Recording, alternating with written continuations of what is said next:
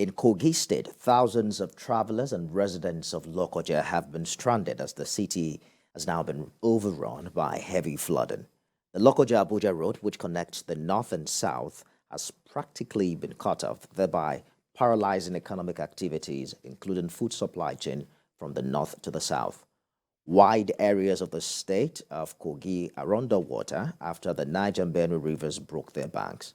Lokoja sits at the confluence of the Niger and Benue rivers. The roughly 196 kilometers highway is one of the most critical roads in the country, being the major link between the north and south for the movement of people and goods through vehicular transportation. At the moment, the Federal Road Safety Corps is advising motorists traveling to the southwest region of the country to kindly take the Suleja, Bida, Mokwa Road, while those traveling to the south-south and southeast regions are also advised to go through Nasarawa Waito Bridge, Adoka Tokwa axis. For more on this disturbing occurrence, let's talk to the Kogi State Commissioner for Information, Kingsley Fanwo, who joins us live via Zoom. Mr. Fanwo, a sympathy goes out to everyone who's a victim of the flood in Kogi. Help us understand what the current situation is right now and the parts of the state that's been hugely affected. Thank you very much. It's a very devastating situation here in Kogi State. The flood has really ravaged 9 local government areas that are currently under the waters in Kogi State. You could see that it has virtually blocked also the Abuja-Lokoja highway. So it's a very difficult one for the people of the state right now. In a Baji local government, the flood has sacked the entire local government area. There is no community in a Baji local government that is not under the waters as we speak. Farmlands have been destroyed, fish ponds destroyed, and it's very, very difficult for the victims of the flood right now in Kogi State.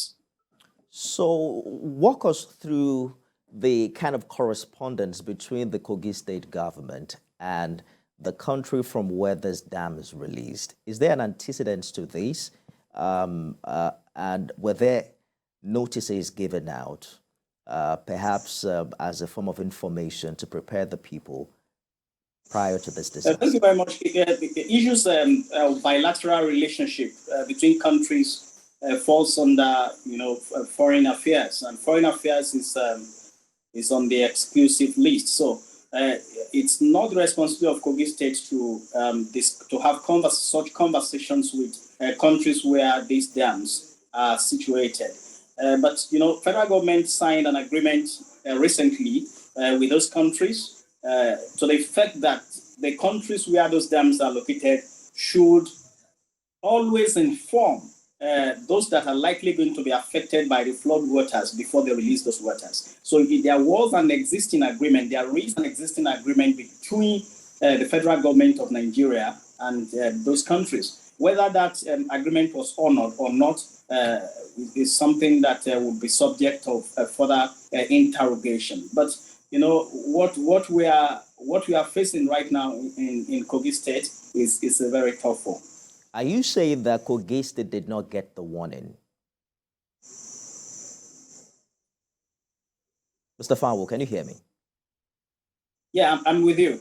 I'm asking if Kogi State got this warning prior to these incidents.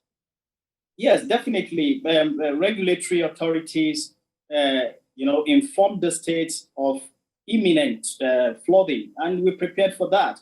While we were even waiting for, the federal government to do embankments along River Niger, they should know that Kogi State is going to be the center point of the flooding, being the confluence of 2 of Africa's biggest rivers, River Niger and River Benue. So it's something that we expected, and we're preparing for that. As we are waiting for the federal government to put the embankments along the banks of these rivers, we decided to do the embankment on our own, the Kogi State government. But when the flood waters come, you wouldn't know the magnitude of the flood water that is going to come.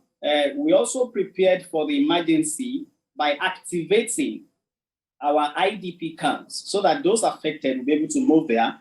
We embarked on massive sensitization and orientation of people to leave flood-prone areas to areas that are safe. It's a very difficult one, but it is something that we have to continue to do because it is the responsibility of the government to ensure that the people of the state are protected from the flood. So we ensure that we did a lot of orientation. Yes. It's difficult for people to leave their ancestral homes. But when you juxtapose that with the need to be safe, they will have to do that. They can always come back after the water would have gone. Quickly speak to us about how much government intervention the victims are getting, the involvement of NEMA and SEMA, and how soon do you foresee this water starting to recede? Thank you very much. I want to use this opportunity to commend the National Emergency Management Agency for the wonderful job they've done in Kogi State. So far, they've been able to provide for the needs of victims who are in IDP camps. They've also brought a water purifying facility for the people because a lot of diseases, apart from being displaced from their homes, they are battling with a lot of waterborne diseases also. So we have activated our health authorities, our environmental authorities to be able to come in. Also, we have also been able to secure people who are in IDP camps. SEMA also has done a lot of work synergizing with NEMA to ensure that people get at least the minimum comfort that they deserve. We also expect that in the coming weeks, the flood will go down a bit, and that will be able to give room for after the post-flood intervention. People who are losing their farms, losing their homes, losing their ponds now, will have to live after the flood. Even when the water recedes, the integrity of those structures have already been compromised. So it's something that we have to look at with federal agencies to provide succor for the victims. Let's touch on another newsworthy item coming from Kogi, what is now tagged the Kogi Dangote face-off. The latest is coming from the Abuja Chamber of Commerce and Industry, calling on your principal to direct a truce or some sort of a dialogue between the Kogi State Assembly and the management of Dangote Cement. And the idea is to protect the image of Kogi as an investment-friendly state. What's your thought about this? Yeah, let me correct the impression that some of these people are trying to create as if Kogi State is stifling the investment environment in the state. That's quite untrue. Under the leadership of Alhaji Yahaya Bello, we have witnessed influx of investment worth billions of naira, and that's why we have been able to create jobs, opportunity, and all of that for our people.